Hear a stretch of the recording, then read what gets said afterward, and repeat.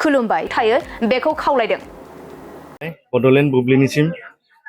साबायखर बावनाय थाबाय गिबियावनो दिनै बहुत गोजोननाय मोनदों जोबोद गोजोननाय मोनदों राकेश सारा जि अनसुंथाइ होदो दखान बहुत गोजोननाय मोनदों बैसागो बोथोर रांखो बैसागो बोथोराथ' जोंनिया गोदो गोदायनिफ्रायनो बैसागो बोथोरखौ फालिबोगासिनो दोङो न'खरफोरावबो आलासि उलासि फैबाय थायो एसे बोथोरखौ फालियो नालाय बैसागो बर' समाजाव राङा एसे खहाय जादों आरो राकेश ब्रह्मआ अनसुंथाइ होनायनि थाखाय बिथांनिसिम आरो मा खावलायबावनो बिथांनिसिम बेखौनो खावलायनो सानदोंदि बिथाङा जाहाथे बेफोरबायदिनो फैगौ बैसागो बोथोरावबो बा नङाब्लाबो दखान होनानै एसे अनसुंथाइखौ बारायनानै होयो जाहाथे दखानफोराबो एसे बाहाय डेभेलप जायो माने समाजाबो बाहाय जौगागोन बेखौनो बुंबाय आं मोननाय जादों दा एम सारा जेबायदिहाय जोंनो अनसुंथाइ होदों बे रंजालि बैसागोनि बेयाव जोंबो मोननाय जादों आरो जोङो माब्लाबा सानफा गाहाम जना थायो बिनि माबायाव जोंनो दि अनसुंथाइ होदों सारा बे रंजालि बैसागोआव बहुत धन्यबाद आरो बिदि माबाखौ जोङो जेब्लाबो बावनो हानाय नङा आरो दा सारनि थाखाय बहुत साबायखर थाबाय आरो जोङो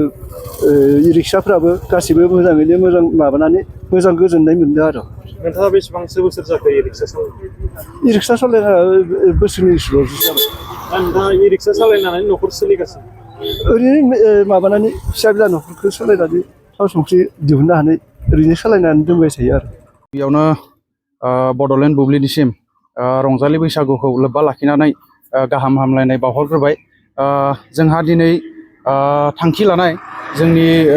मेदा ओनसोलनि गासै जोंहा गलादार फिसा गलादार आरो बेवहायनो इ रिक्सा सालायगिरि बिथांमोननो दिनै जोंहा मानगोनां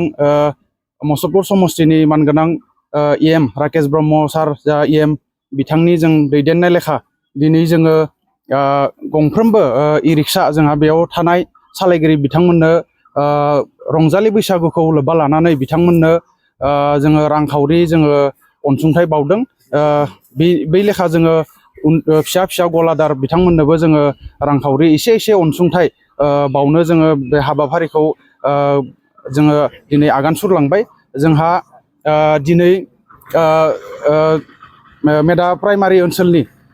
जोङो गासै जोंहा दैदेनगिरि बिथांमोन गासैबो जों लोगो नांनानै जों बे थांखिखौ जोङो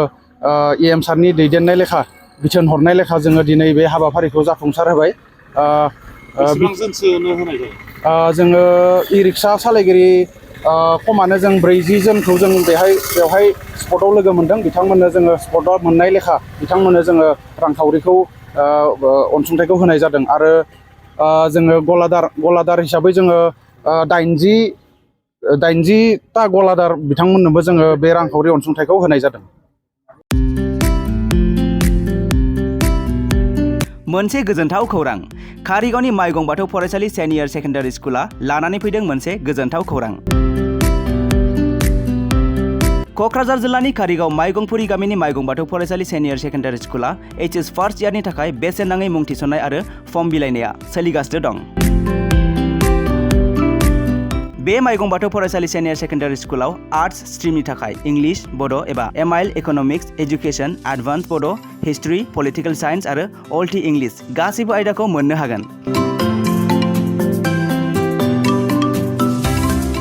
आरो बे माइगं बाथौ फरायसालि सेनियर सेकेन्डारि स्कुलाव इंराजि आरो बर' मोन्नैबो बिजों थागोन। लोगोसे बे फरायसालियाव हिन्जावसा आरो हौवासाफोरनि थाखाय आलादा हस्टेलनि फेसिलिटिबो दं। नोंथाङा जुदि नोंथांनि गथ'खौ HS फार्स्ट इयारनि थाखाय गोदान मुं थिसननो सानदों अब्ला मानोथो गोबाव खालामनो